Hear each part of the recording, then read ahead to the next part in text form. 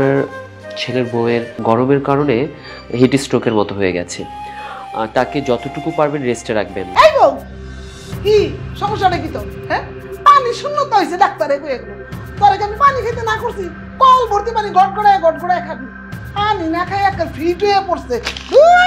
বউ কি ব্যাপার? ঘরে ফ্যান চলতেছে, বউ ঘরে নাই। বউ আয় শৈলের বউ। জি আম্মা। তুমি ঘরে নেই, ফ্যান চলতেছে কে? হ্যাঁ, এই বিল কি তোমার বাপের বাড়িতে দিয়া যায় যে ফ্যান ছেড়ে থুয়ে দিছো খালি ঘরে? বন্ধ করো। আয় শুনো, এখন তো বাড়ির মধ্যে একটাই ফ্যান চলবো, বুঝবার পারছো? তোমার যখন বাতাস খেতে মন চাইবো, হ্যাঁ করে যায় পেট বুড়া বাতাস খাইবা, বুঝতে পারছো? যাও এখান থেকে, কাপড় শুকা দিয়ে আও। জি আম্মা। আয় হ্যাঁ হ্যাঁ রে, আমার তো একটা দিল দরিয়া বানাই দিতেছে। হ্যাঁ, আমার ফুতুর করে ছাড়বো।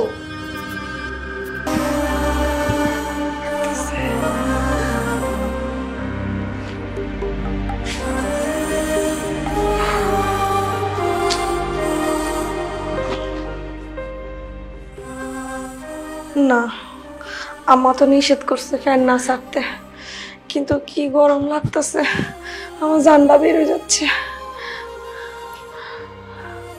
ফ্যানটা কি দিমু একটু? না, আবার অশান্তি বাজবো সংসারে। থাক।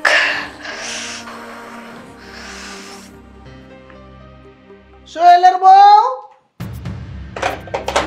জি আম্মা। কি ব্যাপার? তুমি রান্না বাড়ির ব্যবস্থা করতেছো মনে হইতেছে? হাই হাই হাই, এই কি রান্না বাড়ি করতেছো? ঘরের মধ্যে না কত খাবার আছে, ওগুলা গরম করে খাই লিখতে হয়।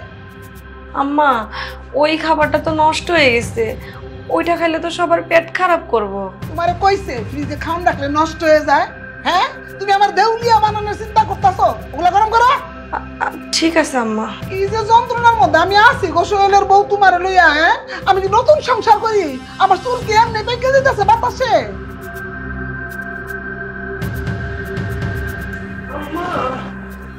আরে অসময়ে ডাক্তারছো কে? আরে আরে আরে কি হলো তোমার আবার? ও বোমা, বোমা উঠো উঠো উঠো উঠো। আরে আরে বৌমা রে, আমি সবই বুঝি, কামের কথা হইলেই মাথা ঘুরে। আহো আহো আহো, বাবা কাম আমার রিয়াজটা করে নেবো, বুঝছি। আহো, জোরে জোরে নিঃশ্বাস নিন। জিভ দেখি, চোখ।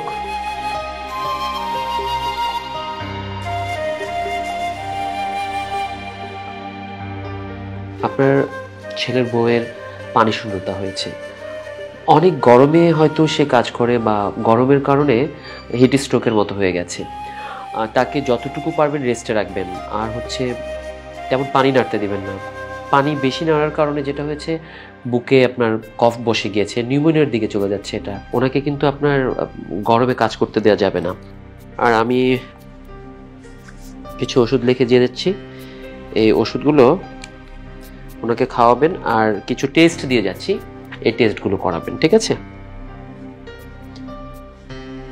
রোগীর নাম? প্রিয়াঙ্কা। বয়স? এই 17-18 রইব। ওকে,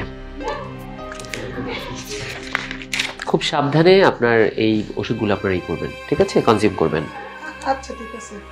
ডাক্তার সাহেব, কত খরচ হইতে পারে? ওষুধের দাম প্রায় 2500 থেকে 3000 যাবে, আর টেস্ট মিলিয়ে হয়তো 2-3 হাজার টাকা যেতে পারে, ঠিক আছে?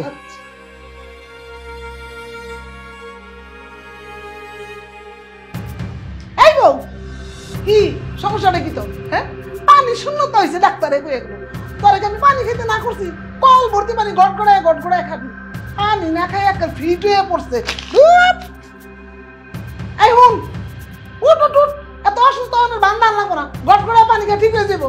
আম্মা, আমার শরীরটা কেমন জানি লাগতেছে, আপনি একটু আমার ভাইয়ের খবর দেন, আমি আমার বাপের বাড়ি চলে যাবো। তাই করো, শুকুর আলহামদুলিল্লাহ, আমি ওখানে খবর দিতেছি। মাইমা, শুধুমাত্র আপনার জন্য, আপনার কিপটামির জন্য আমার বোনটা মৃত্যুবরণ করলো। আমার সহজ সরল বোনটা আপনার অত্যাচারের কারণে মারা গেল। ও বাবা, আসলে আমি অনেক বড় ভুল করছি। আমার ছেলের আমি কি জবাব দিব? বৌমার মৃত্যুর জন্য তো আমিই দায়ী। না মা, আমার মৃত্যুর জন্য আপনি দায়ী নন। বৌমা, তুমি? দেখুন মা, আমি একদম সুস্থ আছি। আসলে আপনি যে আপনার ভুলটুকু বুঝতে পারছেন, এতেই আমি খুশি। তুমি তাহলে সত্যি সত্যি মরো নাই? মিছা কথা কইছো তোমার ভাই না?